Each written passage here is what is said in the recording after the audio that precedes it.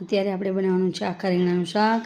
એમાં નાખશું થોડી હિંગ, પછી નાખી દઈશું એમાં થોડીક હળદર. હળદર નખાઈ જાય પછી જે ભરેલા રીંગણા આપણે રેડી રાખ્યા છે એ અંદર એડ કરી દઈશું અને એને ધીમા તાપે ચડવા દઈશું થોડી વાર. જે આપણે રીંગણાનો મસાલો છે એની અંદર આપણે નાખ્યું છે ખાંડેલું લાલ મરચું, એની અંદર હળદર, થોડું ધાણાજીરું પાવડર, કોથમીર, થોડી ખાંડ અને મીઠું એ નાખીને આપણે મસાલો ભરી લીધો છે અને થોડું કાચું તેલ એ મિક્સ કરીને મસાલો ભર્યો છે. હવે એને આપણે રીંગણામાં ભરીને વઘારી લેવાના અને થોડાક ધીમા તાપે થોડી વાર ચડવા દેવાના. ચડી જાય પછી એની અંદર આપણે નાખશું થોડા ટમેટાં અને ટમેટાને પણ થોડી વાર ધીમા તાપે રીંગણાની સાથે ચડવા દેશું.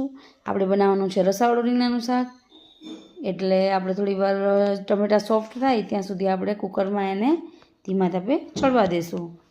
ચડી જાય પછી એને થોડીક વાર સાંતળી લ્યો અને ટમેટાં સોફ્ટ થઈ જાય પછી આપણે એની અંદર થોડુંક પાણી નાખીને રસાવાળું રીંગણાનું શાક બનાવવા માટે કુકર બંધ કરી દઈશું અને 3 થી 4 સીટી કરી ત્યાં આપણે રીંગણાનું શાક